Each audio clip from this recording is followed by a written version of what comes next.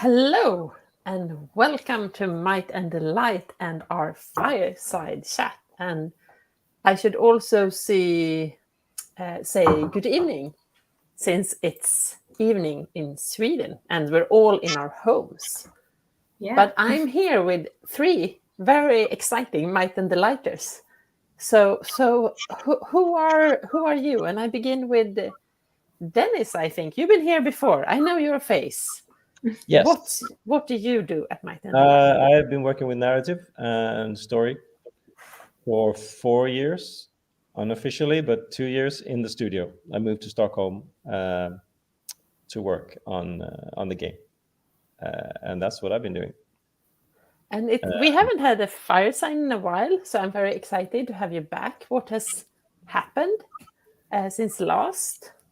Well, we launched the game. I think we haven't even released the game, right? And the narrative department has got some support from Simon and Eira. And yes, and then so many things have happened in the narrative. So I don't know. I've been writing stuff for the present game and also for the updates for the future. Yeah. Exciting. Let's go into more about that. But I realize I should introduce myself as well. I'm Anna. I do press and PR for Might and Delight. So I sometimes get to see these lovely storytelling people, but sometimes they sit in the rooms and write things, and it's craziness coming out of their heads. I don't know. This is my interpretation. But okay, let's move to the next one. Eira, Ted, you're new on Might and Light. What do you do? What's your role? Well, I'm the narrative director, and I've been with Might and Delight since summer. So I think I actually can't remember if it was June that I joined, something like that. So yeah, it was. I joined when basically everyone was on vacation, so it was pretty much just me and Simon for a while, just getting to know the game and digging into the lore and everything. So yeah. Cool. And so, Simon, what's your role? What do you do? Right. Well, I'm kind of like Dennis. I'm also a narrative designer. I work with the story and the writing and the lore. I've been around for about as long as Eira, I think. Joined at about around the same time. And yeah, I started out as an intern, but I recently become hired full-time. Congratulations. So Eira and Dennis, you came into Book of Travels this summer. What were your first impressions, or had you played the games before, or what were your impression of this world? What did you think of it? I mean, for me, I had a lot of friends who were part of the Kickstarter. They were huge fans of the project since basically day one. So I'd heard about it for years before I was sort of contacted about Book of Travels. And then I had the chance to play it, obviously, before I started. And it's been really fascinating, like playing the game first and talking to players of the game, and then sort of digging into all of the designs behind the scenes and all of the work that has gone into that, because you might get the impression like of the game, because I mean, we've called it a tiny MMORPG this entire time, but it's such a huge world. There's so much going into it. So it sort of feels like sitting down with something like, I don't know, like Dungeons and Dragons or Mutant, or one of those sort of role-playing worlds that has been worked on for decades, because you have so many cultures and groups and cults. We have found so many cults that are part of this world. So like we actually have like on the narrative side, where we sort of gather all of the lore that we're currently working with, we added a cult counter for every time we find a new cult within this world. So I think we're currently at 8. And yeah, so whenever Simon and I stumble across a new cult, the meter ticks up. But yeah, that was basically my first experience digging into it. Just really impressed by how big it is and how sort of juicy the world is. There's a lot to work with within Braided Shore. Wow. So what would you say Book of Travels is about as a story? Kind of I mean, when you one dive in. with Simon too, because he did like a lot of the excavation work when we started, because I think Simon started a week before me. And basically he just did so much work mapping everything out and, you know, highlighting all of the different characters and sort of how present they are in the game versus, you know, which characters exist outside of the game currently. So yeah, you shouldn't let me talk Simon, completely. go. Yeah. Sorry. Yeah. What did you think of all this when you dived in? And I'm guessing you came to a computer in the middle of the summer, not many people in the office, and like, read this, do this, and you're like, so was it like being an archaeologist or finding things, or what did you? Right. How yeah. was it? I think when one of anything the interesting. at the beginning it was mostly me and Joe, and then Eira came as well. And well, archaeology is a very good term for it. I also said, like, someone asked me, you know, what do you do for a living? I said I'm a detective. Because I was going through all the quests and all the item descriptions and reading every single line of dialogue and all the pages of external lore and everything like that, and kind of piecing together what the story is, what the world is, how can we expand this world, this very solid groundwork that we have. How can we, you know, build on that, and how can we connect dots and make an interesting lore and story and quests and events and everything like that. So when you create, I'm guessing you're working with all this material. What would you say, like this, all of you really, what would you say the story is about, or what's like the red thread when you're like thinking, oh, should I make this sword like this type of thing or this type of thing? How do you try to figure what is this? I mean, the thing is that, like I said, it's so big. So we both have, you know, the story of the world itself, of Braided Shore, of the Asken folk, of the people in this world. So part of this was sort of just piecing together the timelines and the different eras of Braided Shore, you know, the people who were before the Asken folk, the Eldens that have left some everything from like statues to some, you know, machinery that you can come across in the world.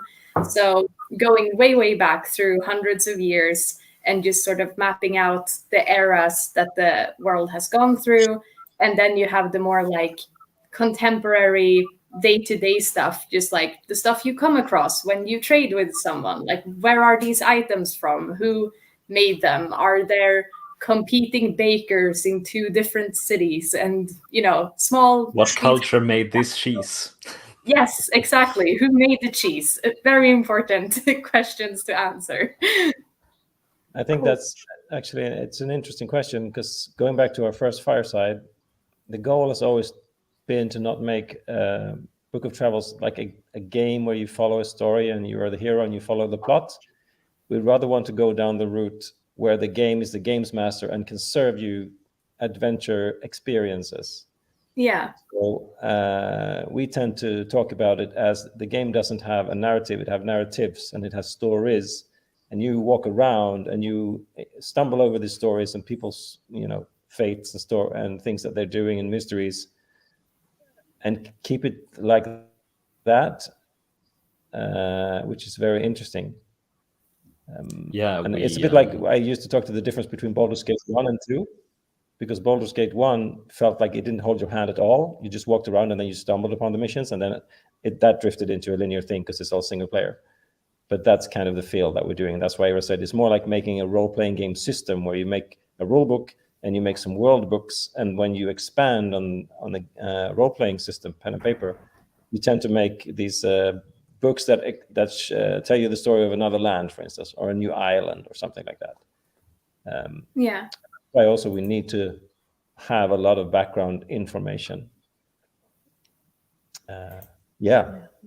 We have someone here who says more concrete things about the Eldens. Great mystery. So I think people in the chat are generally very positive about and want to find out more some. And here we have a question, I think. I'm curious about some of the ERL folklore or mythology that inspires you, because I'm guessing that's now you've done your archaeologist work, or you're maybe still doing it. I'm guessing this it never ends. Never stops. Okay. Yeah. But yeah, I can also, because I'm guessing soon you will start putting new content and doing stuff and so on. So here we have a question about some of the real life folklore and mythology that inspires writing or planning. Do you have anything of that? Do you know, or what is it for you?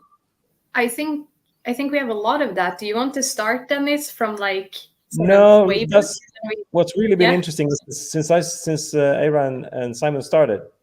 I've been quite adamant to not tell them about stuff, but I more enjoy them exploring and then seeing what they feel like and what threads they find interesting and what they see in it.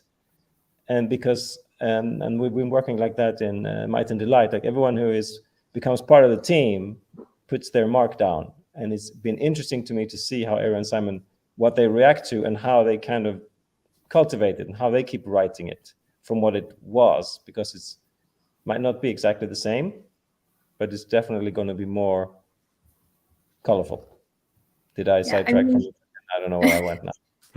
Yeah, but because I was thinking when it comes to folklore and mythology, because we have, small scale things when you look at things that already exist in the game, where it might be, like this whole family or this whole area is like the names are based on Finnish mythology, or there are some connections like that.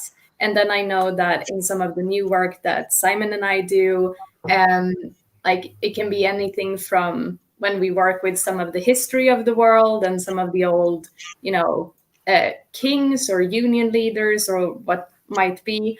There have been instances where it's like, here's a fun connection to like this classic myth or this historical event, and then basically reinterpreting, sort of the fun classics in a take that matches Braided Shore. But I wouldn't say that we don't, go like, like the Greek pantheon, let's do that. We don't have that type of one-to-one inspiration. So I think we're casting a pretty broad net when it comes to inspiration from different folklore and stuff. I think we kind of avoid certain things. We avoid like Latin, Roman sounding things, and we avoid sort of Vikings. We're looking more at the East. There's a lot of family worship among the people, and I feel that's sort of the Chinese ritual, that you have a little shrine for your family and things like that. So, but we're really trying to get an original vibe. And when we go back, well, at least for me, I go back to like the Earthsea trilogy, which is like Native American base, to actually avoid the tropes or the standards and see if you can find something else that melds well. And I've always been guided with the art, because this game almost started with the art and some of the lore, and that to me has like 1001 Nights vibes mixed with this original blend. So I'd like to ask the players really, and the people out there, and the denizens of the web, what they see, what echoes with them. Be very interesting to you. Yeah, because I mean that's one of the cool things about Book of Travels as well, to see the sort of storytelling that it inspires, because we have players who write, journals over their adventures. We have players who sort of chronicle their adventures in the world, and it's so cool to see how encounters and just them traversing certain areas of the game are translated into these like really heady stories that they find while just exploring. So I think it's fun that we've created a world that inspires that type of play. It feels like a very creative sandbox to play around with. Yeah, that was one of the things I noticed at the very beginning when I joined the team. I noticed the extreme creativity of the fans. It's kind of the same with the stories and the art and everything like that. Yeah, it's so fun to hang out on Discord and stuff and just see whenever people just linked to whatever project they're working on, whether it's creating, these like really intricate maps of Braided Shore and where certain items or characters are, to all of these different, the fan art and the written stories and these reinterpretations of the world. It's really inspiring. So what happens next for the little narrative department here? I'm thinking of you like little hobbits going out in the world, or possibly going out to Braided Shore. What's your kind of, what do you add things to the game? What is happening? What are you planning to do, or what have you been working on? Well, since I began a while ago, I've been working a lot on the item descriptions. Filling those out. When I came in, I noticed that there was almost every single item in the game had a placeholder, text on them. And so I felt the need to flesh that out, because one of the main things in the game is, trading. And we want players to pay attention to, the lore that we can tell through the items and, through the game mechanics. And I mean, that has been some really rewarding work. The three of us have spent a lot of time just writing item descriptions. That's like one of the things that we've been doing now. And it's a really fun way to, make the world feel alive, because suddenly you have all of these specific items that come from specific regions, or you have, tradesmen and craft people make items in competition with each other, or maybe they don't agree with how, this cake is baked in a certain part of the Braided Shore, and they're like, well, the cake originated in Casa and we make it this way. So there's a lot of opportunity to just add some of this, like we talked about before, how enormous this world is, to just add some of those details already in the item descriptions. So as we've been working on some, bigger things for the game, this is a really easy way to just add more when it comes to all of the little things that you can discover as you're just playing normally.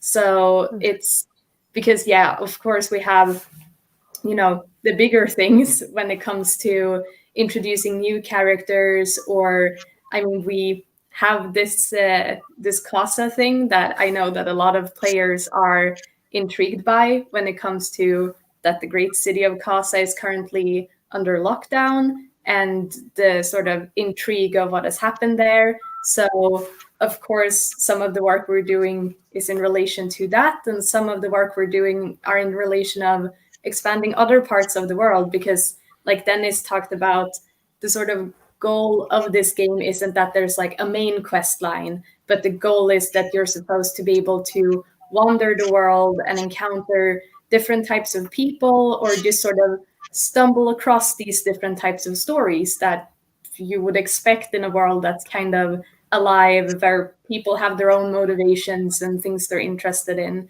So it's part of the work is just unearthing things and making things more accessible, because we have a lot of small encounters that, I mean, they're there, but they might be hard to come across because maybe they only happen at night on Tuesdays and stuff like that. And then we have, other stuff where it comes to adding completely new things as well.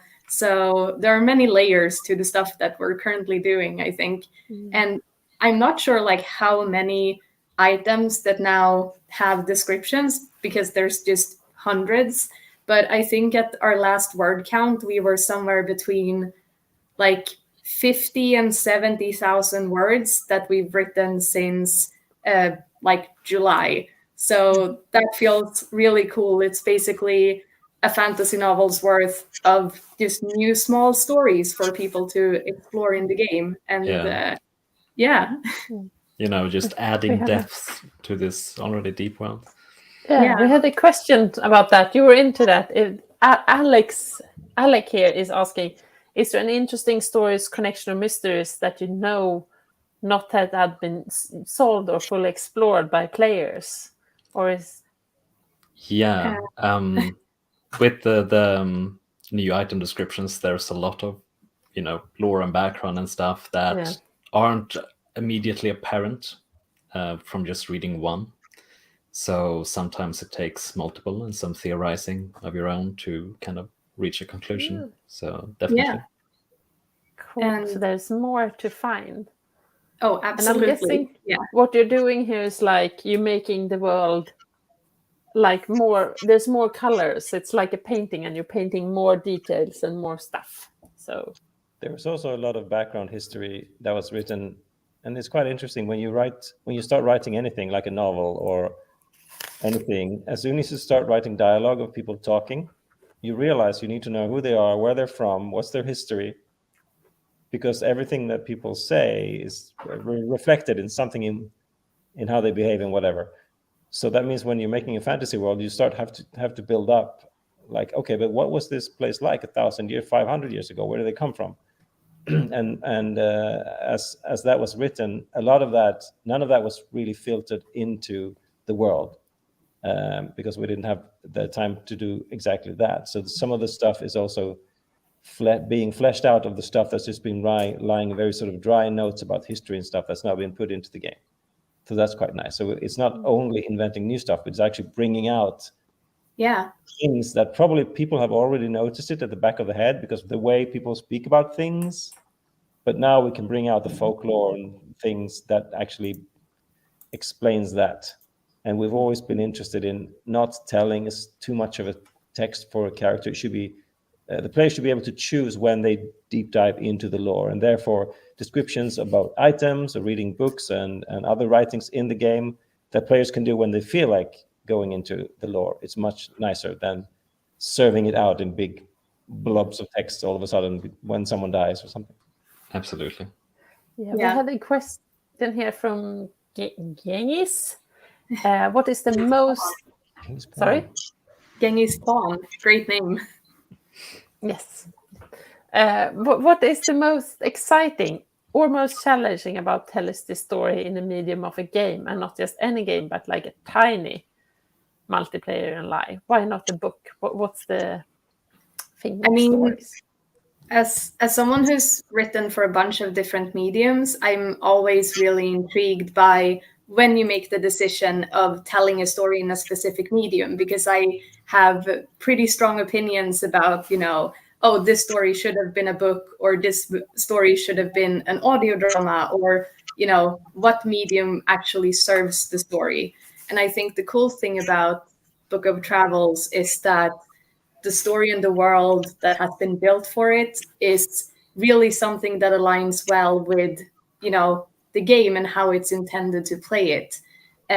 Because the stuff that can be challenging when making games is that sometimes people have really linear stories that might serve, better as a movie script or as a very, just a book or something. But since this is a very sort of open world where a lot of things are happening in parallel, and since we don't really have this super strong hero's journey where it's like, you're a special little guy and you're gonna save the world, and all of you are gonna do that in parallel because, apparently we're all special little guys here. Instead, we have this very luscious living world where, my first experience of playing the game was that I started fairly far up towards the coast, and I just started wandering around, and then I found a cultist in a cave who was just waiting for the sleeper to awaken, and that was just one of those small first encounters that I had where it was like, oh, what have I stumbled upon? And a great addition to that was that it was raining and I was wet, and this cultist had a little fire, so I could hang out with the cultist and just dry off as he was praying to some eldritch beast that possibly lurks in the ocean. So, and I think that's, when it comes to these different types of storytelling, that the goal of this world is to tell all of these disparate, spread out small stories that together create some type of patchwork where maybe not all of them are interconnected at all, except for the fact that they happen to take place in the same big world. Yeah, it would be interesting to hear more from Simon or Dennis on this topic. Simon? Yeah. I mean, I'm a huge fan of tabletop RPGs, and I think it's a great opportunity working with a game like this to be, you know, the game world is the sort of dungeon master. It doesn't lead you, it just shows you what is there, and you make your own choices as a character, and you roleplay it. And the quest that you do along the way and the actions you take is, you know, the story of the game. It's what happens to you, what you do, the journey you take, you know. Nice. And there was a question somewhere up in the chat here about... I can jump in, because one of the challenges, if you want me to, or yeah, not, do it. is actually... yeah. No? Yes? Maybe? Yeah. Okay. Go for it. It's about writing the dialogues, actually. As you might have noticed, or you might not have noticed, is actually when you talk to characters in this game, you don't have options to choose different questions. And like most games, you come up and talk to someone and they say something, and then you have like 3 or 4 options to choose, and then they say something else. And we actually explored that in the beginning. But as soon as you write questions for the player characters, you're actually putting words into their mouths. And that spoils a lot of who they feel that they are like. So when we basically took those out and said, all right, let's formulate, we'll explore to formulate what the NPCs say.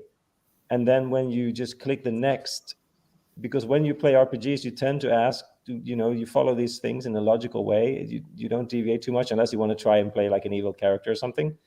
So the challenge is to try and make something that feels like a dialogue, and then people speak to you, because in a game, you can never know what frame of mind the player is in.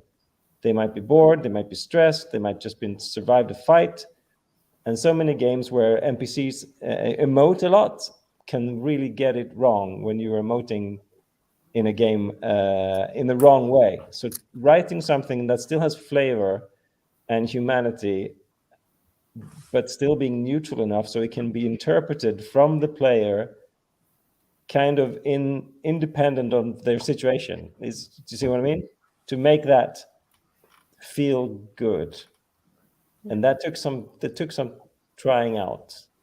And that was a great challenge. And I think now like we can feel when it goes wrong, because sometimes you write something and you're in the frame of mind, you go, oh, wait a minute, I have to change the words because what someone says is a bit charged in a certain direction that doesn't really, fit.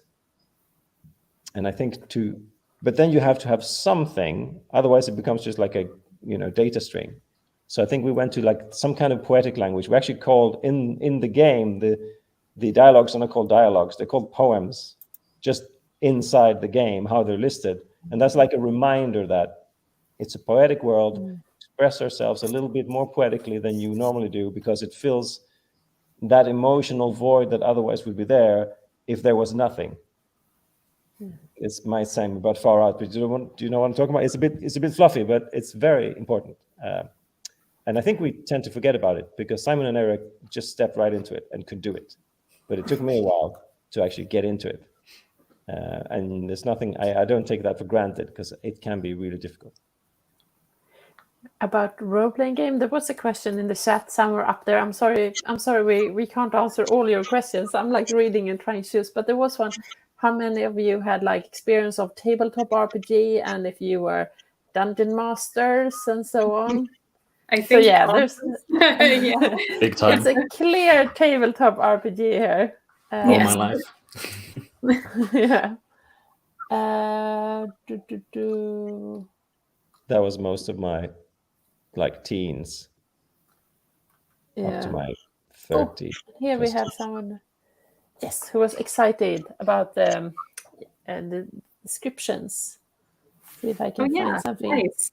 But I guess the items are definitely tailored for people who like to trinket hoard and things. And I mean, we had a lot of fun when Simon and I were just, because we would choose sort of different groups of items. So it's like, oh, these trade goods or all of the edible things in the game.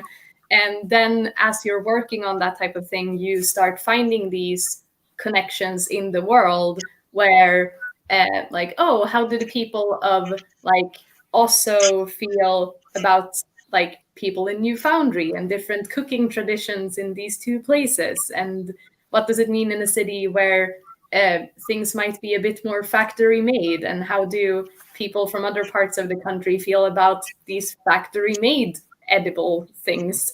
So there's just so many opportunities to find these things that bring out the sort of personalities and characteristics of different parts of the world, which is a lot of fun. Have you guys met the wandering brewmaker who complains about his machine-made brews, and he prefers to chew his brews that he sells manually? Yeah. That's an example. Mm-hmm. People seem to be very excited about the different items. Trying to find. Yeah. I just read Dark Souls. It's a great yeah. inspiration of storytelling through. Yeah, I can. Yeah, I think we're very excited about people being excited over them as well. Yeah, Yeah, and it'll be so fun to just see what stories people uncover and what connections they find between all of these things that we have written. Yeah. Oh, and there was also a question here about dark things. I know there's a hovering door somewhere in the forest. I've never seen a screenshot of a player finding that. That would be interesting to see. Yeah. There was also here we have the question about death, on returning death as an important gateway. Do you want to talk about death, or should we continue to talk about items? It's a favorite subject of Tolkien and of mine. It's still as I wrote part of that article that Oliver wrote about the circle of death and the passage.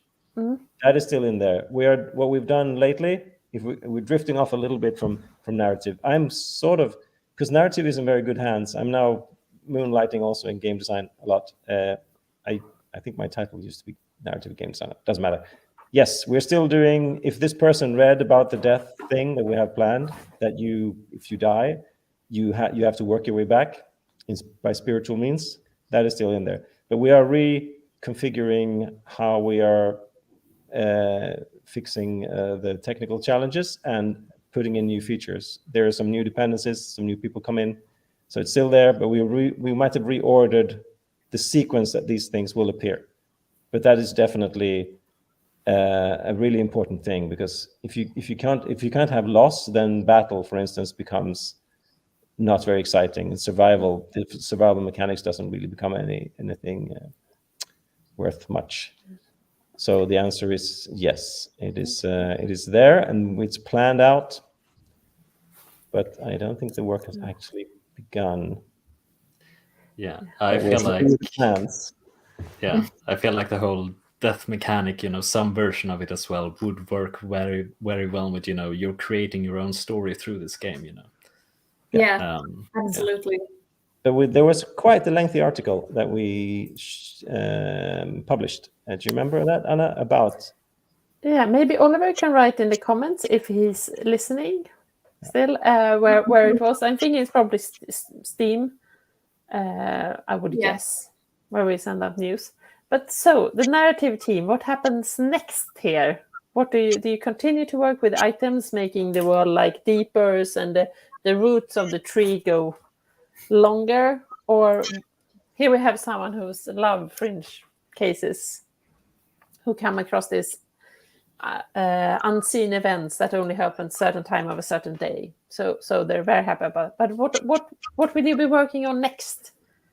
I mean, first of all, I also just want to mention this comment about the fringe events, because that can be a really fun thing when we just talk about things in the dev team, because sometimes you will have an encounter and you will just sort of assume that everyone knows about the character in this location, and you have some comments on them or you want to change something, and everyone just stares at you blankly, and then you realize that you've had a super rare encounter that maybe no one in the team has had or has had recently. So then suddenly you actually have to deep dive and like unearth this thing that you're trying to explain to like the people you're working with. So it is really fun that you can just randomly chain together like all of these small events and have a really unique experience just based on, oh, I just happened to walk in that direction and then it started raining and it was Tuesday and then and then this happened. But I think we definitely want to add more of those, in the future. Yeah. I think that's a very, very important part of the game, So making them a lot more, we can also make some of them rarer. So that you're never out of content, You still have a lot of events to go, because we put in so many, so that you're not really bothered by, the rarity of some of them. Yeah, exactly. That is definitely a goal for us to just have, so much of things that it feels okay that some of these events are fairly rare, or they're locked to nighttime or certain dates or whatever, because, we want to achieve such a variety in things that you can explore that it feels worth to maybe then plan for, oh, but one Tuesday, someday soon, I will be able to try and find this specific thing.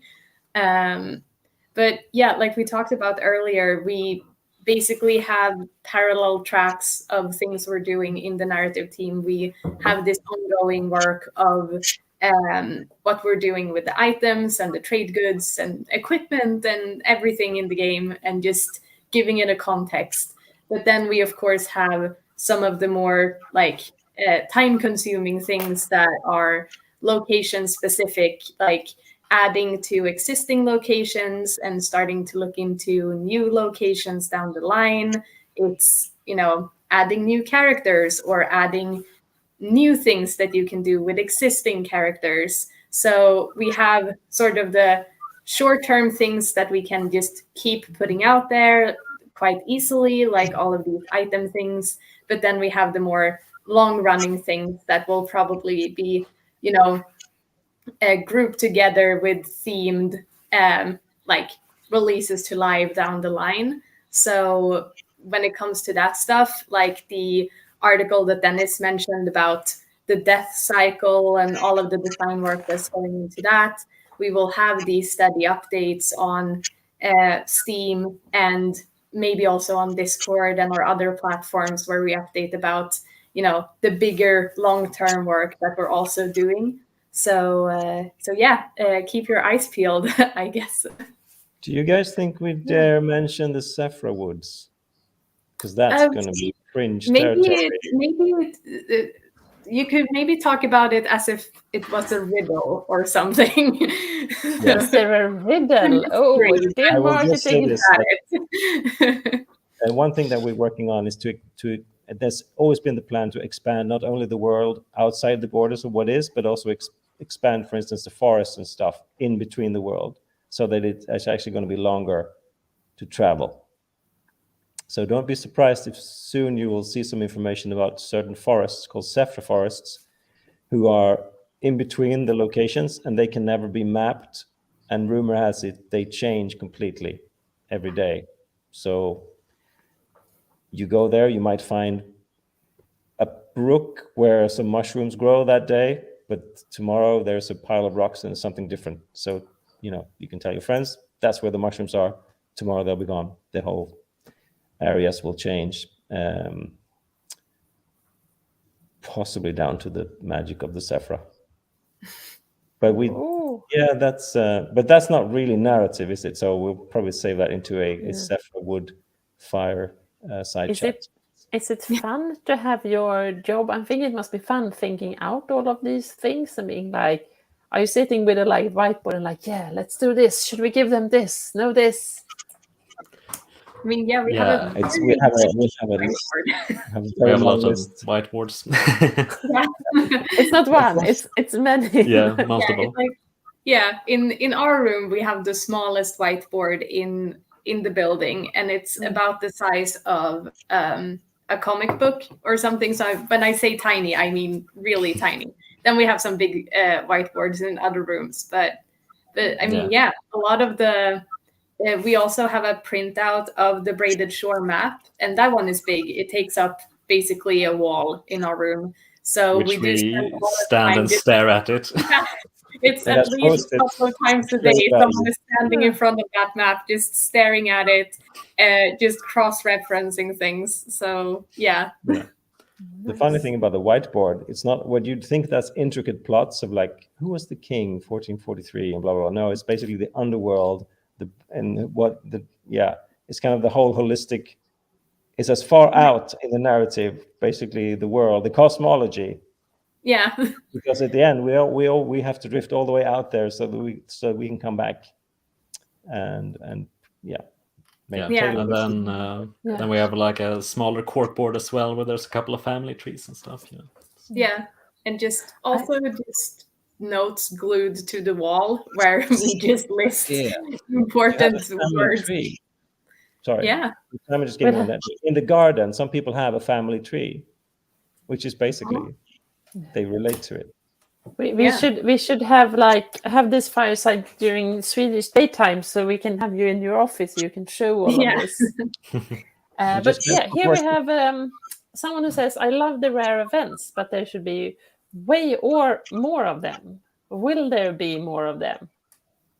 Yes, I feel like because I feel like that's one of the sort of core intentions of how we want to tell stories in this world, by just having these smaller encounters and interconnected stories, but stuff that you stumble across out in the world rather than a couple of huge linear things that you explore. So it really feels sort of at the heart of how we want to tell stories in the game, that we have all of these small things that might be dependent on anything from factors like time of day and dates and stuff, down to what items you might have like collected and traded, and collected through trade or whatever. So yeah, I really feel like that's at the heart of how we're currently telling stories in this game.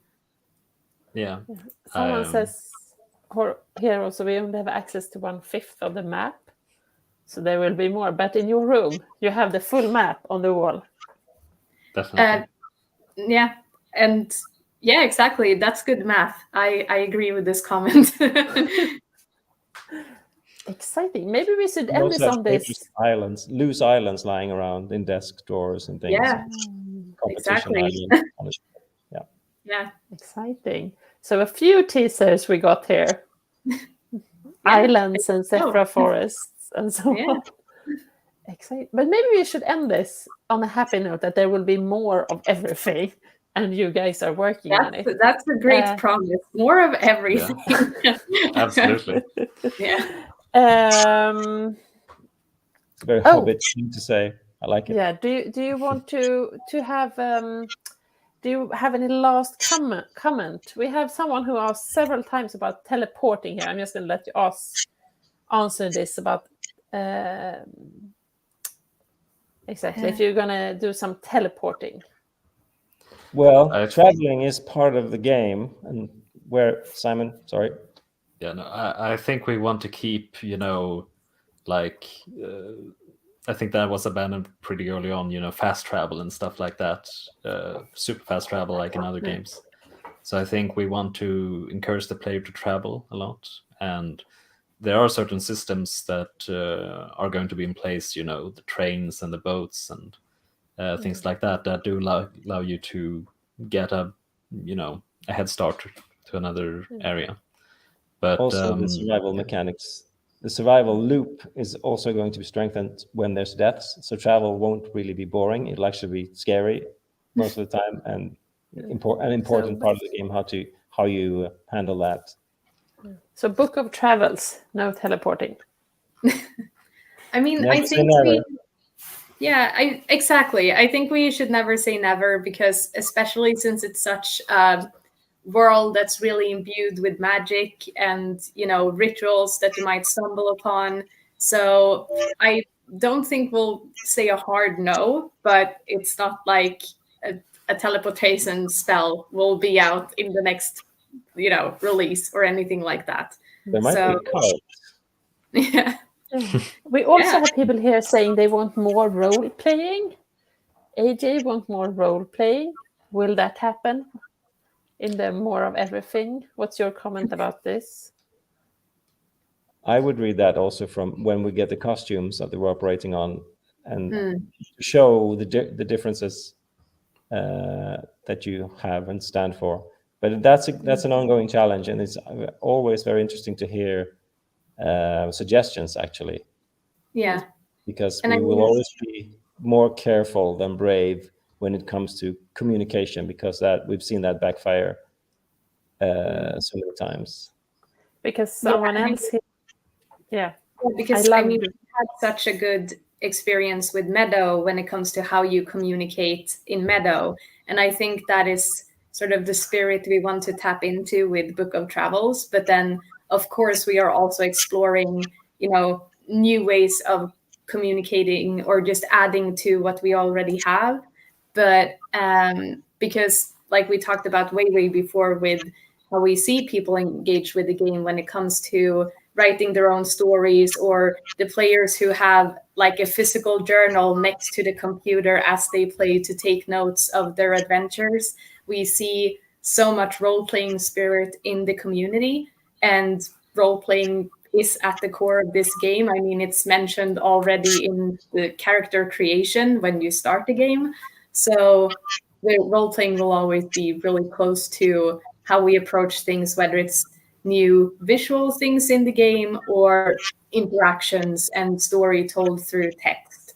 So it's definitely at the heart of the game in many ways, I think. But yeah. Thank you. Now I should see if I can wrap up. There was just so many questions I tried to answer here, or get you to answer. But do you have any last words you want to say to the community? Or the community, do you have any last words do you want to say to our great narrative designers here?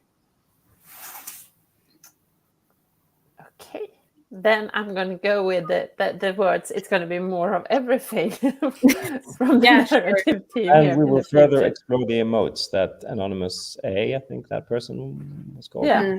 That there are emotes now, but they're very limited. And how is it that